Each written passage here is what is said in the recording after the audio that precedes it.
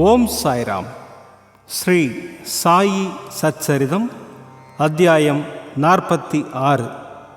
பாபாவின் கயா பயணம், ஆடுகளின் கதை.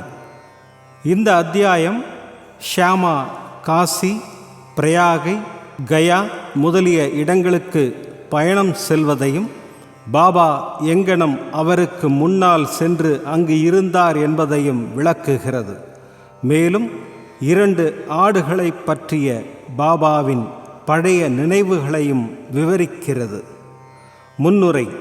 ஓ சாயி, தங்களது பாதங்களும் தங்களை பற்றிய நினைவுகளும் தங்களது தரிசனமும் புனிதமானவை.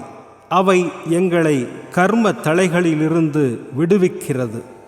எங்களுக்கு தங்கள் ரூபம் தெரியாமல் இருந்தாலும் இப்போதும் அடியவர்கள் தங்களை நம்பினால் பிரத்யட்சமாக அனுபவங்களை உடனே தங்களிடமிருந்து பெறுகிறார்கள். கட்புலனுக்கு தென்படாத சூட்சமமான நூலால் தாங்கள் அருகிலும் தொலைவிலும் உள்ள பக்தர்களை தங்கள் பாத கமலங்களுக்கு ஈர்த்து இழுத்து அன்பும் பாசமும் உள்ள தாயாரைப் போல அரவணைக்கின்றீர்கள். தாங்கள் எங்கு இருக்கிறீர்கள் என்பதை அடியவர்கள் அறியவில்லை என்றாலும் தாங்கள் அவர்களின் அருகிலேயே இருந்து அவர்களுக்கு உதவி புரிந்து ஆதரிக்கிறீர்கள் என்பதை கடைமுடிவாக அவர்கள் உணர்ந்து கொள்ளும்படி அவ்வளவு சாமர்த்தியமாக நூலை இழுக்கிறீர்கள். தங்கள் அகங்காரத்தின் காரணமாக புத்திசாலிகள், அறிவாளிகள், கற்றறிந்தோர் இவர்கள் எல்லோரும் சம்சார குழியில் விழுகிறார்கள். ஆனால் மிகவும் ஏழ்மையான சாதாரண பக்தர்களை தங்கள் சக்தியினால் காப்பாற்றுகிறீர்கள். ஆன்மஸ்வரூபமாகவும் யாரும் அறியாதபடியும் எல்லா லீலைகளையும் புரிந்துவிட்டு அவற்றுடன் எவ்வித தொடர்பும் இல்லாதது போல் தோற்றமளிக்கின்றீர்கள். தாங்களே செயல்களை செய்கிறீர்கள், ஆனால் செய்யாதவரை போன்று காட்சியளிக்கின்றீர்கள். ஒருவருக்கும் ஒருபோதும் தங்கள் வாழ்க்கையை பற்றி தெரியாது. எனவே எங்களது பாவங்களை போக்கும் எங்களுக்குண்டான சிறந்த வழி மனம், மொழி, மெய் இவற்றால் தங்கள் பாதார விந்தங்களை சரணடைந்து தங்களது நாமத்தை எப்போதும் ஸ்மரணம் செய்வதே ஆகும். அடியவர்களின் ஆசைகளை தாங்கள் பூர்த்தி செய்கிறீர்கள். பற்றற்றவர்களுக்கு பேரானந்த பெருநிலையை அளிக்கின்றீர்கள். தங்கள் இனிமையான பெயரை ஸ்மரணம் செய்வதே அடியவர்களுக்கு மிக மிக எளிதான சாதனமாகும். இச்சாதனங்களால் ராஜச தாமச பண்புகள் மறைந்து சத்துவ குணமும் நேர்மையும் முக்கியத்துவம் அடைகின்றன. விவேகம், பற்றின்மை, ஞானம் முதலியவையும் தொடர்கின்றன. பின்னர் நாம் நமது ஆன்மாவுடனும் குருவிடமும் ஒன்றிவிடுவோம். இரண்டும் ஒன்றே. இதுவே குருவிடம் பூரண சரணாகதி அடைவது என்பதாகும். நமது மனம் அமைதியும் சாந்தியும் பெறுவதே இதற்கான ஒரே நிச்சயமான அடையாளமாகும். இச்சரணாகதி, பக்தி, ஞானம் இவற்றின் பெருமை தனித்தன்மை வாய்ந்தது. ஏனெனில் அமைதி, பற்றின்மை, புகழ், முக்தி முதலியவை அதை தொடர்ந்து வருகின்றன. ஒரு அடியவரை பாபா ஏற்றுக்கொண்டால் அவரை அவர் தொடர்கிறார். இரவும் பகலும் வீட்டிலும் வெளியிலும் அவருடனேயே இருக்கிறார். அவர் விரும்பியவாறு எங்கு வேண்டுமானாலும் செல்லட்டும். அறிவுக்கு எட்டாத வகையில் ஏதாவது ஒரு ரூபத்தில் அவருக்கு முன்பாகவே சென்று பாபா அங்கு இருக்கிறார். கீழ்வரும் கதை இதை விளக்குகிறது. கயா பயணம். காக்கா சாஹேப் தீக்ஷித் சாய்பாபாவுக்கு அறிமுகப்படுத்தப்பட்ட சில நாட்களுக்கு பிறகு தனது மூத்த மகன் பாபுவுக்கு நாக்பூரில் பூணல் திருமணம் நிகழ்த்த நிச்சயித்தார். ஏறக்குறைய அதே தருணம் நானா சாஹேப் சாந்தோர்கர் தமது மூத்த மகனுக்கு குவாலியரில் திருமண வைபவம் நிகழ்த்த நிச்சயம் செய்தார்.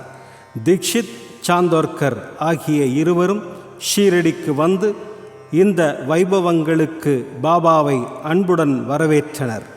தமது பிரதிநிதியாக ஷியாமாவை ஏற்றுக்கொள்ளும்படி பாபா அவர்களிடம் கூறினார். அவரே நேரடியாக வரவேண்டும் என்று வற்புறுத்தப்பட்ட போது ஷியாமாவை அவர்களுடன் கூட்டிக் கொண்டு செல்லும்படி அவர்களிடம் கூறி, காசிக்கும் பிரயாகைக்கும் சென்ற பின்பு நாம் ஷியாமாவை விட முன்னாலிருப்போம் என்று கூறினார். இத்தருணம் பாபாவின் மொழிகளை குறித்து கொள்ளுங்கள், ஏனெனில் அவைகள் அவரின் சர்வ வியாபகத்தை காண்பிக்கின்றன.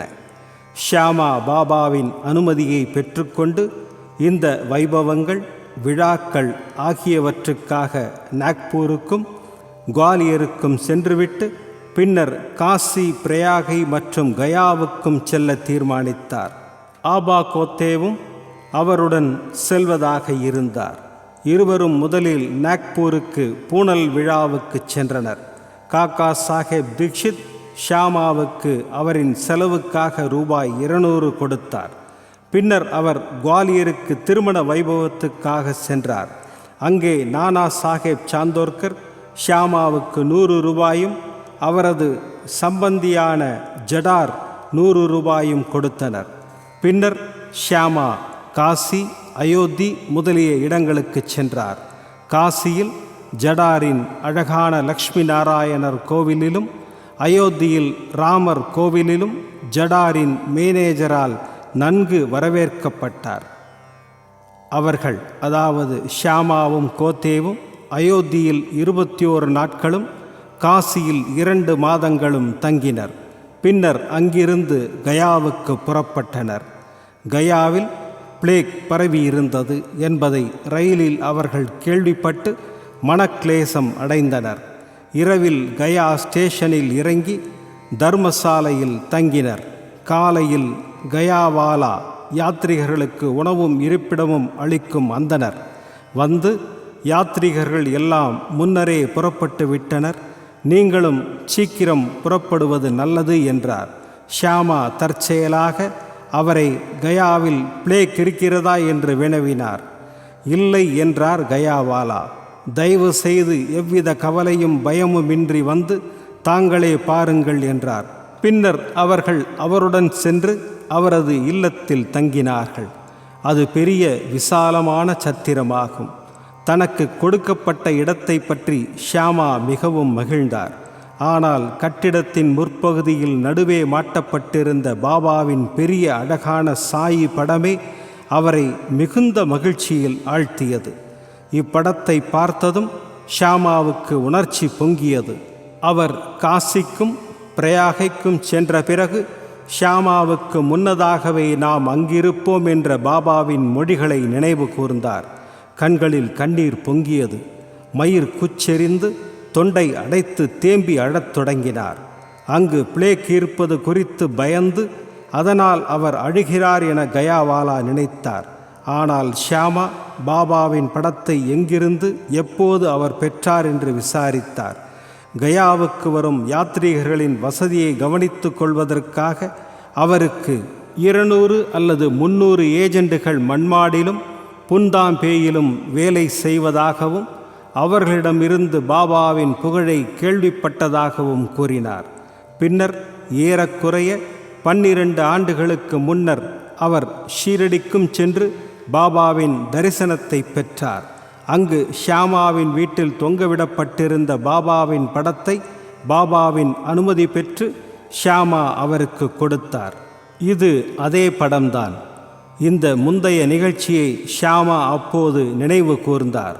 முன்னால் தனக்கு பணிவன்பு புரிந்த அதே ஷியாமாதான் தமது விருந்தினர் என்று தெரிந்தவுடன் கயாவாலாவுக்கு மகிழ்ச்சி கரை காணவில்லை. பின்னர் அவர்கள் இருவரும் அன்பையும் சேவையையும் பரிமாறிக்கொண்டார்கள். மிக மிக உற்சாகத்துடனும் மகிழ்ச்சியுடனும் இருந்தனர். கயாவாலா அவருக்கு சரியான ராஜோபசாரம் செய்தார். அவர் பெரும் பணக்காரர். தான் ஒரு பல்லக்கில் அமர்ந்து யானையின் மேல் ஷியாமாவை அமரச் செய்து அவரது தேவை சௌகரியங்கள் அனைத்தையும் கவனித்து கொண்டார். இக்கதையின் நீதியாவது, பாபாவின் மொழிகள் வார்த்தைக்கு வார்த்தை அப்படியே உண்மையாகின்றன. தமது அடியவர்கள் பால் அவர் கொண்டுள்ள அன்பு எல்லையற்றதாகும். அதை விட்டுவிடுவோம். அவர் எல்லா ஜீவராசிகளையும் கூட சமமாக நேசித்தார். ஏனெனில் அவர்கள் பால் தாம் ஒன்றியவராக நினைத்தார். பின்வரும் கதை இதை விளக்குகிறது. 2 ஆடுகள். ஒருமுறை லெண்டியிலிருந்து பாபா திரும்பி வந்து கொண்டிருக்கும்போது ஆட்டு மந்தை ஒன்றை கண்டார். அவைகளில் 2 அவரின் கவனத்தை கவர்ந்தன. அவைகளிடம் சென்று அவற்றை தடவி கொடுத்து அன்பு செலுத்தி அவைகளை ரூபாய் 32க்கு விலைக்கு வாங்கினார். பாபாவின் இந்த செயலை கண்டு பக்தர்கள் ஆச்சரியமுற்றனர். இவ்வியாபாரத்தில் பாபா ஏமாற்றப்பட்டார் எனவும், ஒரு ஆடு ரூபாய் 2 வீதம் அல்லது அதிகபட்சம் 3 அல்லது 4 வீதம் 2 ஆடும் ரூபாய் 8 மட்டுமே பெறும் எனவும் நினைத்தனர். அவர்கள் இதற்காக பாபாவை கடிந்து கொண்டனர். ஆனால் பாபா அமைதியாகவும் மகிழ்ச்சியாகவும் இருந்தார். ஷியாமாவும் தாத்யா கோத்தேவும் அதற்கு விளக்கம் கேட்டனர். தமக்கென வீடும் கவனிக்க குடும்பமும் இல்லாதபடியால் தாம் பணத்தை சேமிக்கக்கூடாது என்று அவர் கூறினார். தமது செலவில் 4 சேர் பருப்பு வாங்கி ஆடுகளுக்கு அளிக்கும்படி கூறினார். இது முடிந்தபின் பாபா ஆடுகளை மந்தையின் சொந்தக்காரருக்கு கொடுத்துவிட்டு ஆடுகளை பற்றிய தமது பழைய ஞாபகத்தையும் கீழ்கண்ட கதையையும் கூறினார். ஓ ஷியாமா, தாத்யா, இவ்வியாபாரத்தில் நான் ஏமாற்றப்பட்டு விட்டேன் என நீங்கள் நினைக்கிறீர்கள். கிடையாது. அவைகளின் கதையை கேளுங்கள். அவைகளின் முந்தைய பிறவியில் மனிதர்களாய் இருந்தனர்.